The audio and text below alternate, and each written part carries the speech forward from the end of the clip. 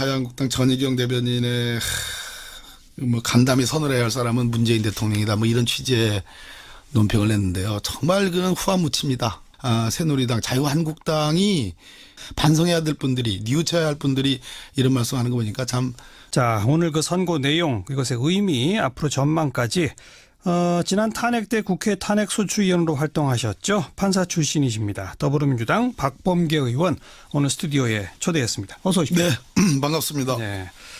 24년 180억 네. 예상했던 바죠? 저는 25년을 찍었었는데요. 네. 1년이 작네요. 제가 25년이라고 예고했기 때문에 24년으로 간 건가 하는 생각도 들고 예. 비슷비슷합니다. 예.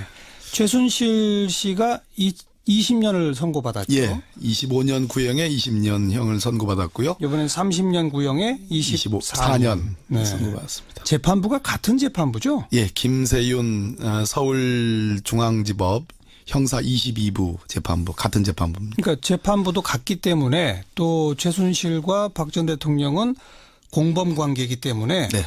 사실은 최순실 씨 선고 때 이미 이 결과는 예측된 거 아닙니까? 예, 맞습니다. 그죠? 예, 거의 혹시라도 예측됐습니다. 재판부가 다르면 좀 모르겠습니다만 예, 예. 그렇죠? 예, 맞습니다. 네.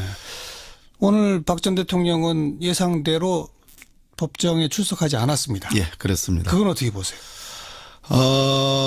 이제 최순실에 대한 선고 그 이전에 박근혜 전 대통령이 국정농단의 부역자들에 대한 선고들이 속속 있었지 않습니까? 예, 예. 김기춘 전 비서실장을 포함해서 조윤선 전 수석 그리고 이 재판부 김세윤 재판부에 의해서 최순실에 대한 선고 이런 거를 쭉 보면서 박근혜 전 대통령이 자기 재판도 결국은 거의 다 유죄가 되겠구나. 그렇죠. 그리고 매우 중한형이 선고되겠구나 하는 그 예측을 하는 순간부터 네. 박근혜 전 대통령의 특이점은 자신들의 자신의 어떤 사선 변호사까지도 다 해임해버리고 예. 국선 변호의 도움도 거절하고 급기야는 이제 법정에 출석하지 않는 선고에 출석하지 않는 말 그대로 국정농단에 덧붙여서 일종의 사법농단까지 대한민국의 법치주의를 최종적으로 선언하는 법원의 심판조차도 거부하는 그러한 형태로 지금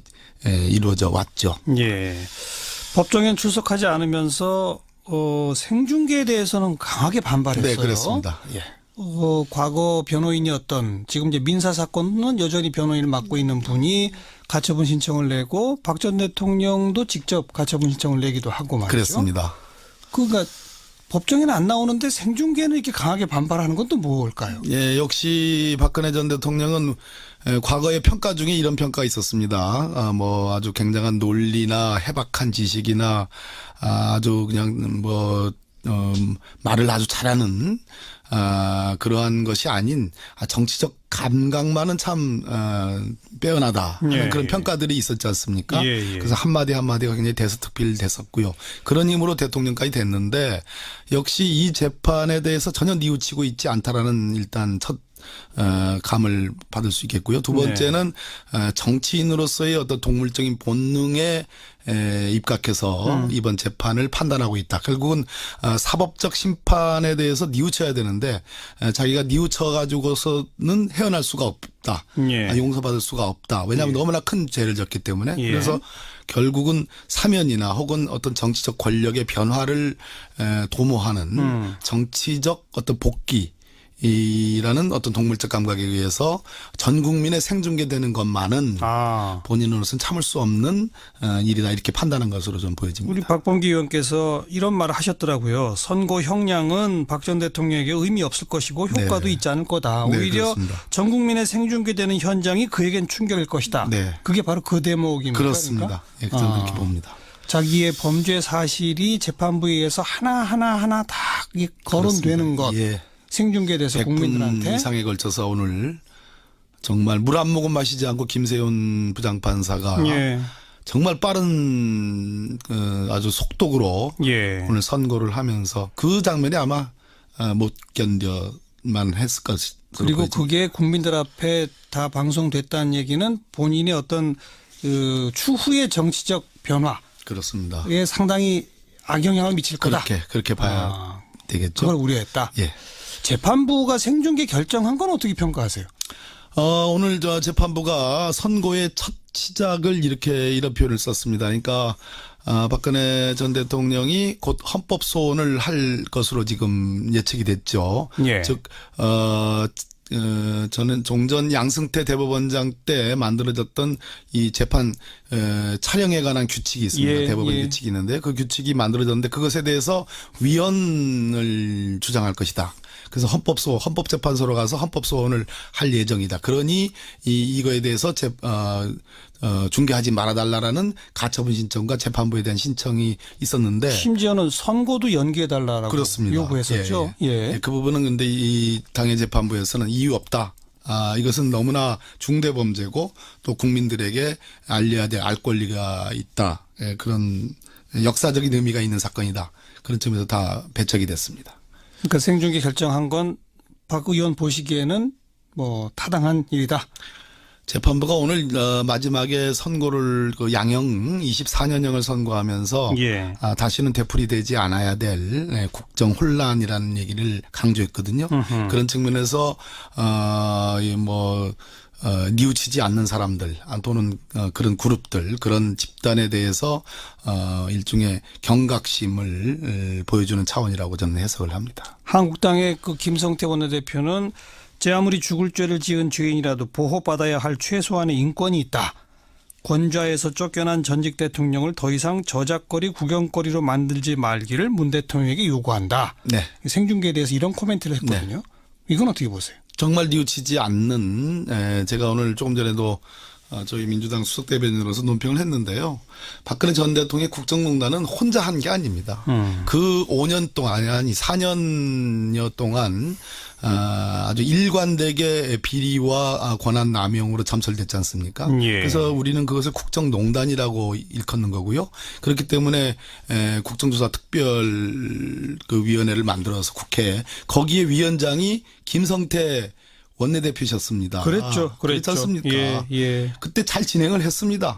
누구 봐도 김성태 원내대표님이나 장제원 그 자유한국당의 수석 대변인은 누구 봐도 저희 민주당 의원들의 못지않게 네. 이 국정농단에 대해서 분개했습니다. 그 청문회 스타로 등록도 그렇습니다. 했어요. 예. 그러더니만 지금은 또 이렇게 원점으로 이렇게 복귀하시는지 이해가 안 됩니다. 인권이라는 것도 여러 절대적 인권이 있고 상대적 인권이라는 게 있는데요. 예를 들어서 인간으로서의 존엄한 가치 이것은 절대적 인권입니다. 그러나 예. 죄를 지은 분이 자기 죄를 뉘우치지 않고 그분이 전직 대통령 그 당시 대통령으로서 나라를 혼란에 빠뜨렸다는 그로 인해서 받는 국익의 침해 공익의 침해는 국민들에게 널리 알려서 다시는 그와 같은 역사를 반복하지 않아야 될 합당한 이유가 있는 거거든요. 그리고 재판부가 생중계 여부를 결정하잖아요. 그렇습니다. 근데 문 대통령한테 요구하는 것도 조금 안 맞는 거 아닌가요? 제가 참 오늘 자유한국당 전희경 대변인의 간담회 선언해야 할 사람은 문재인 대통령이다 이런 취지의 논평을 냈는데요. 정말 그는 후한무치입니다.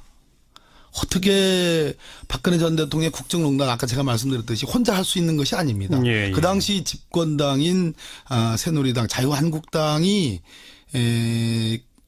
저도 배경이 됐기 때문에 그것이 가능한 것이고 예. 제대로 그 당시 지적을 했더라면 이런 일이 가능했겠습니까?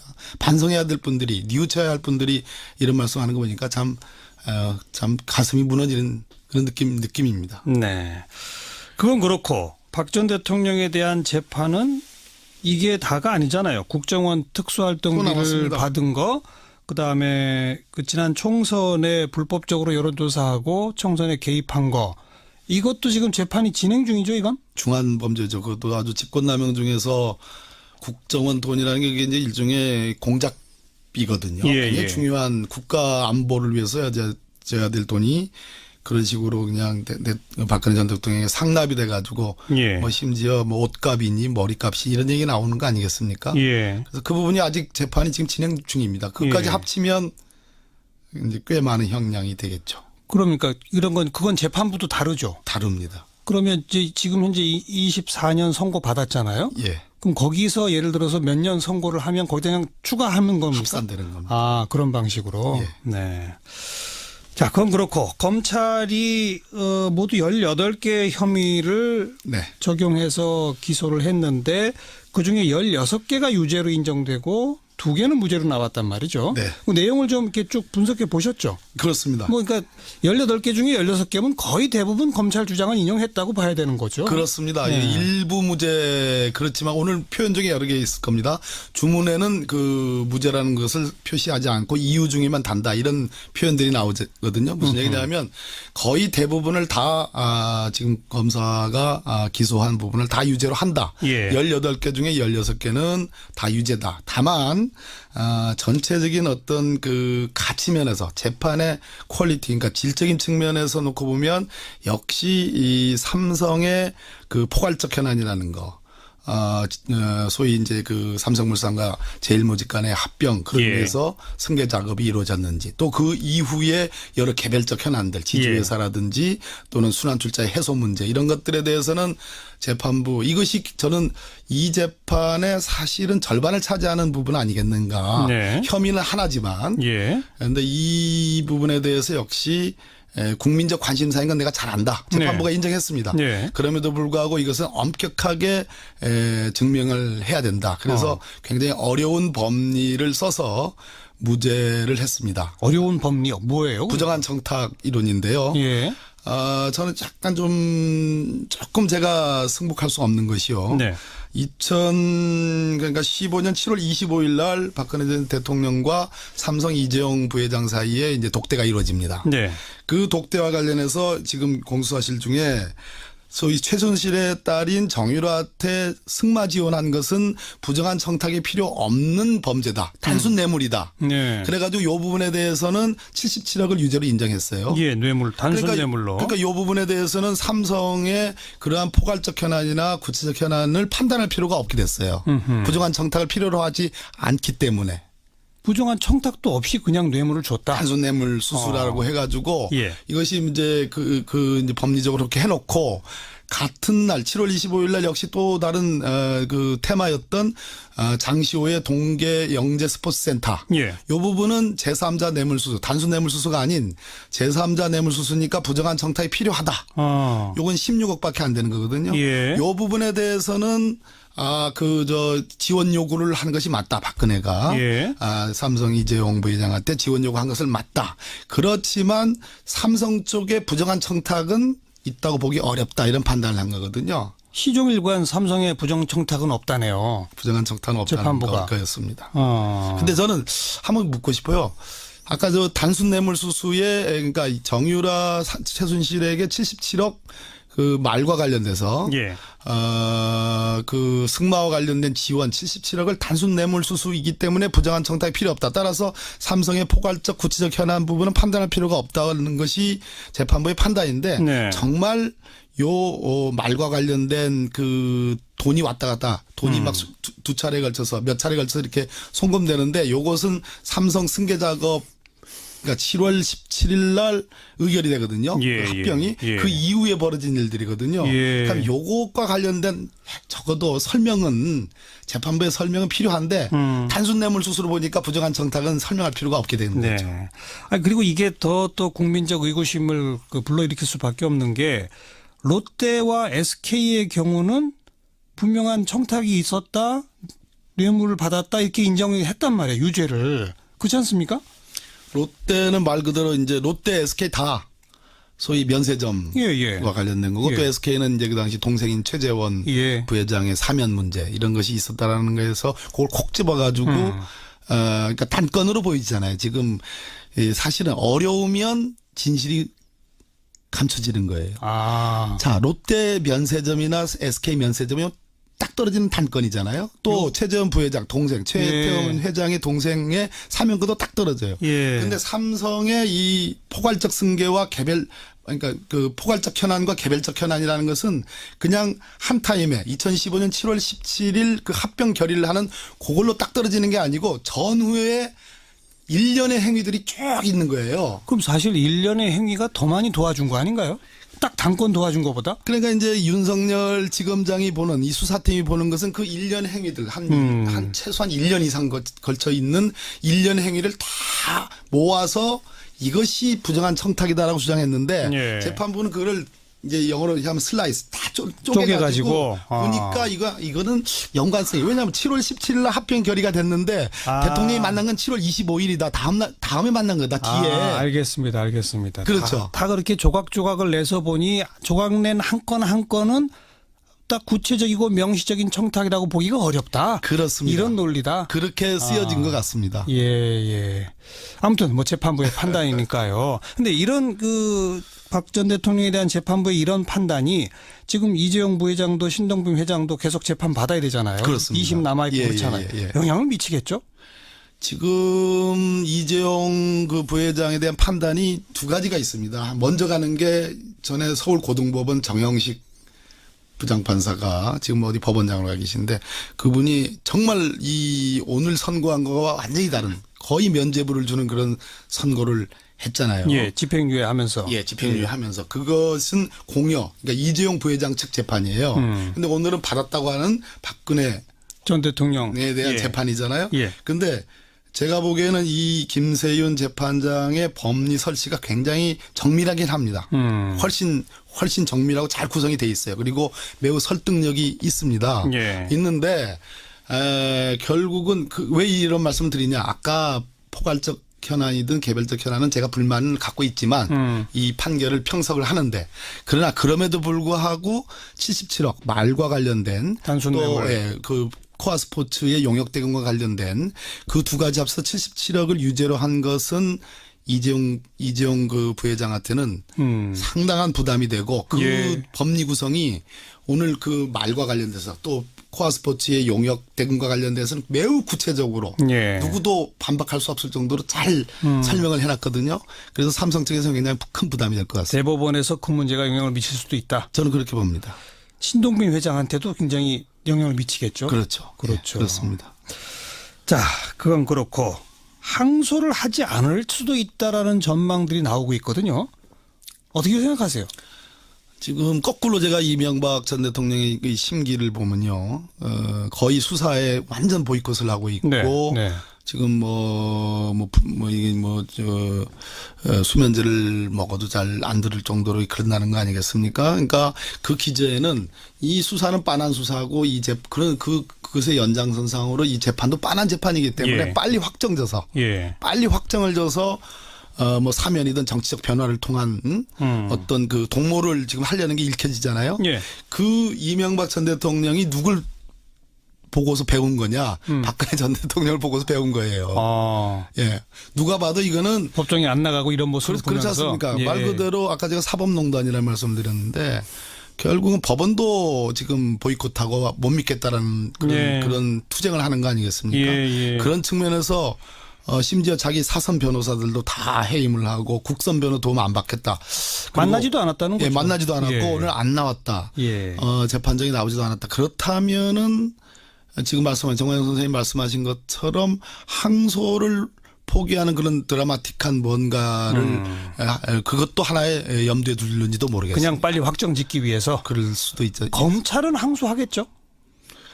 지금 아주 그 작은 부분의 유죄가 나오는데 아까 그 삼성의 포괄적 현안, 개별적 현안을 지금 기소한 검사 측에서 어떻게 보느냐에 따라 달려 있는 문제인데요. 네. 그래도 항소를 할 수밖에 없을 겁니다. 검찰 입장에서는. 박 전 대통령 피고인 측이 항소하는지 안 하는지를 보고 결정할 수도 있습니까? 검찰이? 항소 기간은 똑같이 진행되거든요. 그래서 마지막 접선이 예. 없을 시간까지 눈치를 볼는지는 모르겠습니다. 네. 얘기 좀 아까 언급하신 김에 이명박 전 대통령 검찰 수사에도 일절 응하지 않고 있는데 아마 검찰은 이제 그냥 기소를 하겠죠. 그렇습니다. 역시 법정에 안 나오겠죠? 이명박 전 대통령도? 대통령은 박근혜 전 대통령이 후임이긴 하지만 재판은 수사는 먼저 받았으니까 네. 그 트랙을 그대로 따라가지 않을까 생각이 듭니다. 그러면 이명박 전 대통령 재판도 역시 피고인 없이 그냥 진행이 되고. 저는 많은 분들이 이명박 전 대통령은 제대로 따져보면 가면서 할 것이다 이렇게 예측을 하기도 했는데요. 저는 의외로 이명박 전 대통령은 의외로 쉽게 무너지거나 그 부분이 왜 그러냐면 부인인 김인욱 여사의 혐의 또 형들에 대한 혐의 또 이상득 씨를 포함해서요. 또 아들 특히 이시영에 대한 이런 혐의들 그런 것들이 있기 때문에 차라리 다 체념을 하고 그럴 가능성도 없잖아 있다고 봅니다. 그렇게 되면 박 전 대통령 재판은 법정 출석 거부하기 전까지는 그래도 꽤 치열하게 진행이 됐었잖아요. 그래서 시간도 꽤 걸리고. 그럼 상대적으로 이명박 전 대통령은 처음부터 법정 출석 거부하고 그러면은 아주 속전속결로 빨리 진행될 수도 있겠네요. 그래도 결국 문제는 이제 걸석 재판이 진행되는데 그래도 빨리 속전속결이 될 수가 없습니다. 왜냐하면 검사가 제시하는 그 증거들에 대해서 물론 뭐 변호사들이 전혀 대응을 하지 않으면 평소보다 빠르긴 하겠지만 증거 능력을 갖추긴 갖춰야 됩니다. 그러니까 변호인들이 어떻게 대응하느냐는 그렇습니다. 거기까지는 아직 좀 더 지켜볼 대목이 지켜봐야 있다. 될 것 같습니다. 네. 참 아무튼 역사적으로 불행한 일이죠. 예, 맞습니다. 예. 불행한 이런 하루가 다시 또 안 왔으면 좋겠습니다. 네, 맞습니다. 더불어민주당 박범계 의원과 함께했습니다. 자유한국당 전희경 대변인의 뭐 간담회 선언해야 할 사람은 문재인 대통령이다. 뭐 이런 취지의 논평을 냈는데요. 정말 그는 후한무치입니다. 새누리당, 자유한국당이 반성해야 될 분들이 뉘우쳐야 할 분들이 이런 말씀하는 거 보니까 참. 자, 오늘 그 선고 내용 이것의 의미 앞으로 전망까지 지난 탄핵 때 국회 탄핵소추위원으로 활동하셨죠. 판사 출신이십니다. 더불어민주당 박범계 의원 오늘 스튜디오에 초대했습니다. 어서 오십시오. 네, 반갑습니다. 네. 24년 180억 네. 예상했던 바죠? 저는 25년을 찍었었는데요. 네. 1년이 작네요. 제가 25년이라고 예고했기 때문에 24년으로 간 건가 하는 생각도 들고 비슷비슷합니다. 예.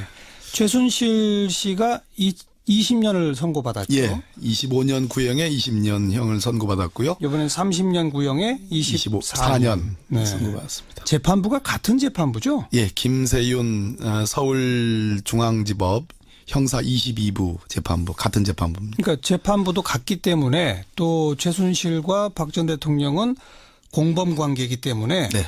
사실은 최순실 씨 선고 때 이미 이 결과는 예측된 거 아닙니까? 예, 맞습니다. 그죠? 예, 거의 혹시라도 예측됐습니다. 재판부가 다르면 좀 모르겠습니다만 예, 예. 그렇죠? 예, 맞습니다. 네. 오늘 박 전 대통령은 예상대로 법정에 출석하지 않았습니다. 예, 그렇습니다. 그건 어떻게 보세요?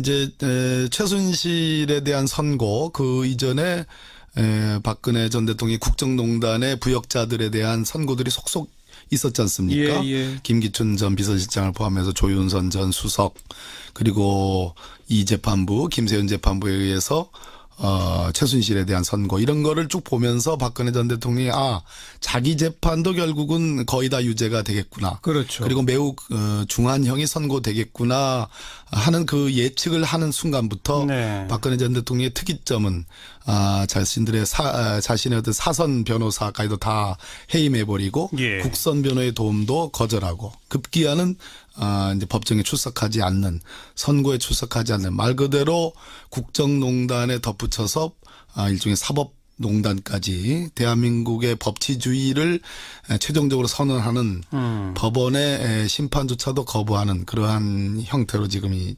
이루어져 왔죠. 예. 법정엔 출석하지 않으면서 생중계에 대해서는 강하게 반발했어요. 네, 그렇습니다. 예. 과거 변호인이었던 지금 이제 민사 사건은 여전히 변호인을 맡고 있는 분이 가처분 신청을 내고 박 전 대통령도 직접 가처분 신청을 내기도 하고 말이죠. 그렇습니다.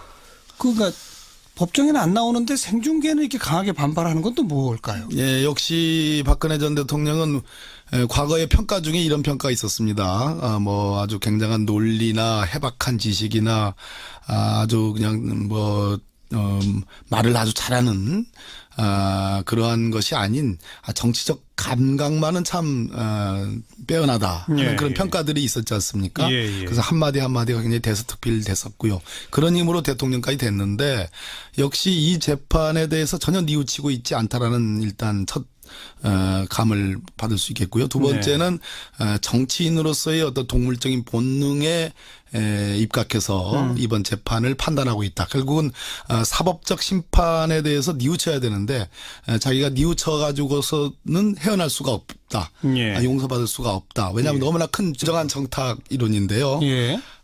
저는 약간 조금 제가 승복할 수 없는 것이요. 네. 2015년 7월 25일 날 박근혜 전 대통령과 삼성 이재용 부회장 사이에 이제 독대가 이루어집니다. 네. 그 독대와 관련해서 지금 공수사실 중에 소위 최순실의 딸인 정유라한테 승마 지원한 것은 부정한 청탁이 필요 없는 범죄다. 단순 뇌물이다. 네. 그래가지고 이 부분에 대해서는 77억을 유죄로 인정했어요. 예, 뇌물, 단순 뇌물로. 그러니까 이 부분에 대해서는 삼성의 그러한 포괄적 현안이나 구체적 현안을 판단할 필요가 없게 됐어요. 부정한 청탁을 필요로 하지 않기 때문에. 부정한 청탁도 없이 그냥 뇌물을 줬다. 단순 뇌물 수수라고 해가지고 예. 이것이 이제 이제 법리적으로 그렇게 해놓고 같은 날 7월 25일 날 역시 또 다른 그 테마였던 장시호의 동계 영재 스포츠센터. 예. 이 부분은 제3자 뇌물수수, 단순 뇌물수수가 아닌 제3자 뇌물수수니까 부정한 청탁이 필요하다. 요건 16억밖에 안 되는 거거든요. 예. 이 부분에 대해서는 지원 요구를 한 것이 맞다. 박근혜가. 예. 삼성 이재용 부회장한테 지원 요구한 것을 맞다. 그렇지만 삼성 쪽에 부정한 청탁은 있다고 보기 어렵다. 이런 판단을 한 거거든요. 시종일관 삼성의 부정 청탁은 없다네요. 부정한 청탁은 없다는 재판부가. 거였습니다. 근데 저는 한번 묻고 싶어요. 아까 단순 뇌물 수수에 그러니까 정유라 최순실에게 77억 그 말과 관련돼서 예. 그 승마와 관련된 지원 77억을 단순 뇌물 수수이기 때문에 부정한 청탁이 필요 없다. 따라서 삼성의 포괄적 구체적 현안 부분은 판단할 필요가 없다는 것이 재판부의 판단인데 네. 정말 말과 관련된 그 돈이 왔다 갔다 돈이 막 두 차례에 걸쳐서 몇 차례에 걸쳐서 이렇게 송금되는데 요것은 삼성 승계 작업 그러니까 7월 17일 날 의결이 되거든요. 예, 그 합병이. 예. 그 이후에 벌어진 일들이거든요. 예. 그럼 요것과 관련된 적어도 재판부의 설명은 필요한데 단순 뇌물 수수로 보니까 부정한 청탁은 설명할 필요가 없게 되는 네. 거죠. 그리고 이게 또 국민적 의구심을 불러일으킬 수밖에 없는 게 롯데와 SK의 경우는 분명한 청탁이 있었다, 뇌물을 받았다 이렇게 인정을 했단 말이에요. 유죄를. 그렇지 않습니까? 롯데는 말 그대로 이제 롯데, SK 다 소위 면세점과 예. 관련된 거고 예. 또 SK는 이제 그 당시 동생인 최재원 예. 부회장의 사면 문제 이런 것이 있었다라는 거에서 그걸 콕 집어가지고 그러니까 단건으로 보이잖아요. 지금 사실은 어려우면 진실이 감춰지는 거예요. 자, 롯데 면세점이나 SK 면세점이 딱 떨어지는 단건이잖아요. 또 최재원 부회장 동생 최태원 회장의 동생의 사면권도 딱 떨어져요. 그런데 삼성의 이 포괄적 승계와 그러니까 그 포괄적 현안과 개별적 현안이라는 것은 그냥 한 타임에 2015년 7월 17일 그 합병 결의를 하는 그걸로 딱 떨어지는 게 아니고 전후에 일련의 행위들이 쭉 있는 거예요. 그럼 사실 일련의 행위가 더 많이 도와준 거 아닌가요? 딱 단건 도와준 것보다? 그러니까 이제 윤석열 지검장이 보는 이 수사팀이 보는 것은 그 일련 행위들 한 최소한 1년 이상 걸쳐 있는 일련 행위를 다 모아서 이것이 부정한 청탁이다라고 주장했는데 재판부는 그걸 이제 영어로 하면 슬라이스 다 쪼개가지고 보니까 이거는 연관성이 왜냐하면 7월 17일 날 합병 결의가 됐는데 대통령이 만난 건 7월 25일이다. 다음에 만난 거다 뒤에. 알겠습니다. 그렇죠. 대를 졌기 때문에. 그래서 결국은 사면이나 혹은 어떤 정치적 권력의 변화를 도모하는 정치적 어떤 복귀 이라는 어떤 동물적 감각에 의해서 전 국민의 생중계되는 것만은 본인으로서는 참을 수 없는 일이다 이렇게 판단한 것으로 좀 보여집니다. 우리 박범기 의원께서 이런 말을 하셨더라고요. 선고 형량은 박 전 대통령에게 의미 없을 것이고 효과도 있지 않을 거다. 오히려 그렇습니다. 전 국민의 생중계되는 현장이 그에겐 충격일 것이다. 그게 바로 그 대목입니다. 그렇습니다. 그러니까? 저는 그렇게 봅니다. 자기의 범죄 사실이 재판부에 의해서 하나 다 거론되는 것.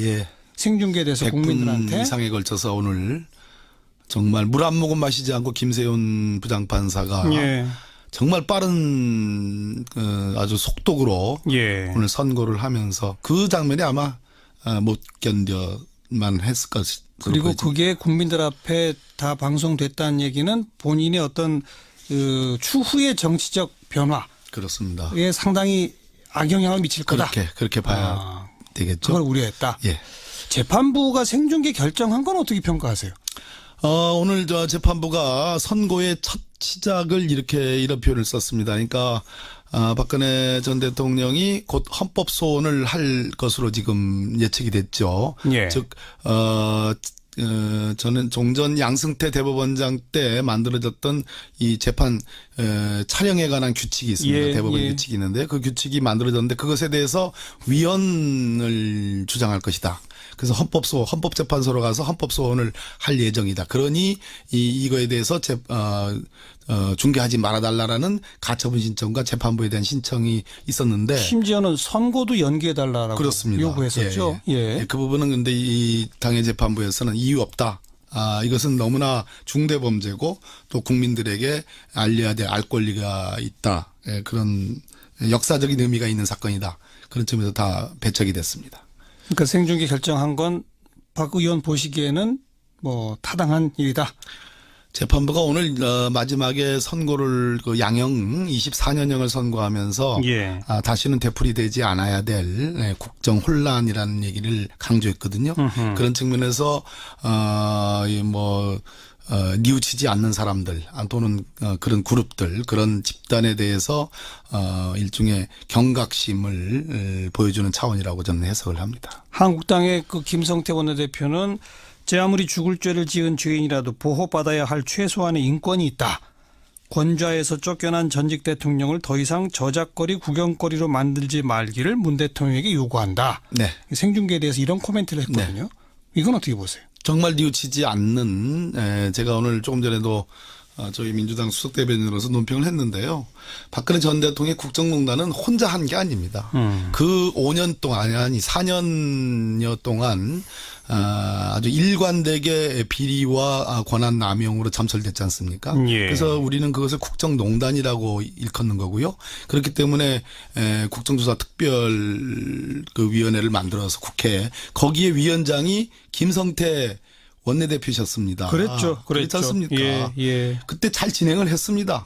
누구 봐도 김성태 원내대표님이나 장제원 그 자유한국당의 수석대변인은 누구 봐도 저희 민주당 의원들의 못지않게 네. 이 국정농단에 대해서 분개했습니다. 그 청문회 스타로 등극도 그렇습니다. 했어요. 예. 그러더니만 지금은 또 이렇게 다 그렇게 조각조각을 내서 보니 조각낸 한 건 한 건은 딱 구체적이고 명시적인 청탁이라고 보기가 어렵다. 그렇습니다. 이런 논리다. 그렇게 쓰여진 것 같습니다. 예.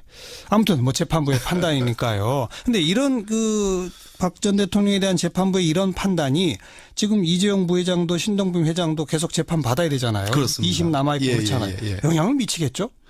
지금 이재용 그 부회장에 대한 판단이 두 가지가 있습니다. 먼저 가는 게 전에 서울고등법원 정영식 부장판사가 지금 어디 법원장으로 가 계신데 그분이 정말 이 오늘 선고한 거와 완전히 다른 거의 면죄부를 주는 그런 선고를 했잖아요. 예, 집행유예 하면서. 예, 집행유예 하면서. 그것은 공여, 그러니까 이재용 부회장 측 재판이에요.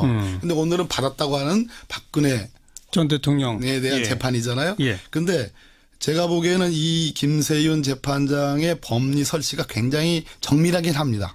훨씬 정밀하고 잘 구성이 돼 있어요. 그리고 매우 설득력이 있습니다. 예. 있는데 결국은 왜 이런 말씀을 드리냐. 아까 포괄적 현안이든 개별적 현안은 제가 불만을 갖고 있지만 이 판결을 평석을 하는데 그러나 그럼에도 불구하고 77억 말과 관련된 단순 뇌물. 그 코아 스포츠의 용역 대금과 관련된 그 두 가지 합쳐서 77억을 유죄로 한 것은 이재용 그 부회장한테는 상당한 부담이 되고 그 법리 구성이 오늘 그 말과 관련돼서 또 코아 스포츠의 용역 대금과 관련돼서는 매우 구체적으로 누구도 반박할 수 없을 정도로 잘 설명을 해놨거든요.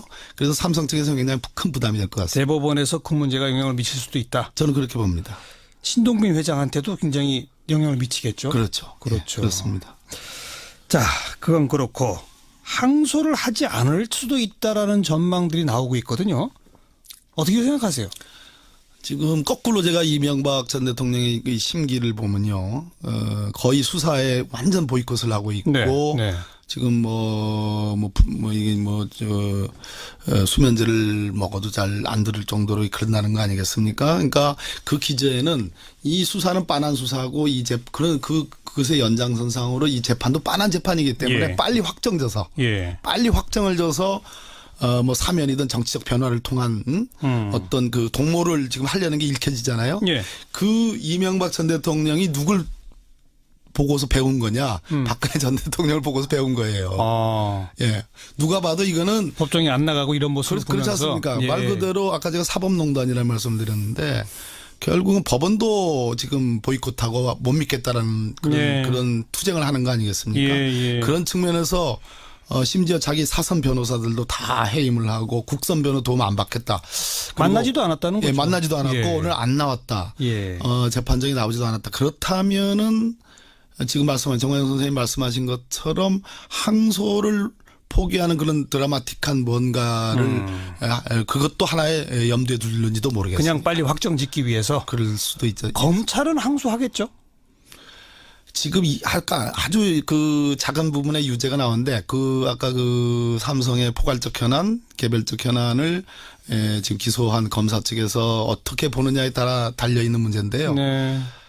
그래도 항소를 할 수밖에 없을 겁니다. 검찰 입장에서는. 박 전 대통령 피고인 측이 항소하는지 안 하는지를 보고 결정할 수도 있습니까? 검찰이? 예? 원점으로 이렇게 복귀하시는지 이해가 안 됩니다. 인권이라는 것도 여러 절대적 인권이 있고 상대적 인권이라는 게 있는데요. 예를 들어서 인간으로서의 존엄한 가치, 이것은 절대적 인권입니다. 그러나 예. 죄를 지은 분이 자기 죄를 뉘우치지 않고 그분이 전직 대통령, 그 당시 대통령으로서 나라를 혼란에 빠뜨렸다는 그로 인해서 받는 국익의 침해, 공익의 침해는 국민들에게 널리 알려서 다시는 그와 같은 역사를 반복하지 않아야 될 합당한 이유가 있는 거거든요. 그리고 재판부가 생중계 여부를 결정하잖아요. 그렇습니다. 그런데 문 대통령한테 요구하는 것도 조금 안 맞는 거 아닌가요? 제가 참 오늘 자유한국당 전희경 대변인의 간담회 선언해야 할 사람은 문재인 대통령이다. 이런 취지의 논평을 냈는데요. 정말 그는 후한무치입니다. 어떻게 박근혜 전 대통령의 국정농단 아까 제가 말씀드렸듯이 혼자 할 수 있는 것이 아닙니다. 예. 그 당시 집권당인 새누리당, 자유한국당이 저도 배경이 됐기 때문에 그것이 가능한 것이고 예. 제대로 그 당시 지적을 했더라면 이런 일이 가능했겠습니까? 반성해야 될 분들이, 뉘우쳐야 할 분들이 이런 말씀하는 거 보니까 참 가슴이 무너지는 그런 느낌입니다. 네. 그건 그렇고 박 전 대통령에 대한 재판은 이게 다가 아니잖아요. 국정원 특수활동비를 받은 거, 그다음에 그 지난 총선에 불법적으로 여론조사하고 총선에 개입한 거, 이것도 지금 재판이 진행 중이죠, 이건? 중한 범죄죠. 그것도 아주 직권남용 중에서 국정원 돈이라는 게 이제 일종의 공작비거든요. 굉장히 중요한 국가 안보를 위해서 써야 될 돈이 그런 식으로 그냥 박근혜 전 대통령에게 상납이 돼가지고 심지어 옷값이니 머리값이 이런 얘기 나오는 거 아니겠습니까? 그래서 그 부분이 아직 재판이 지금 진행 중입니다. 그것까지 합치면 이제 꽤 많은 형량이 되겠죠. 그러니까 그건 재판부도 다르죠. 다릅니다. 그러면 이제 지금 현재 24년 선고 받았잖아요. 예. 그럼 거기서 예를 들어서 몇 년 선고를 하면 거기다 그냥 추가하는 겁니까? 합산되는 겁니다. 아, 그런 방식으로. 예. 네. 자, 그건 그렇고 검찰이 모두 18개 혐의를 적용해서 기소를 했는데 그중에 16개가 유죄로 인정되고 2개는 무죄로 나왔단 말이죠. 네. 그 내용을 좀 이렇게 쭉 분석해 보셨죠? 그렇습니다. 그러니까 18개 중에 16개면 거의 대부분 검찰 주장을 인용했다고 봐야 되는 거죠. 그렇습니다. 네. 일부 무죄 그렇지만 오늘 표현 중에 여러 개 있을 겁니다.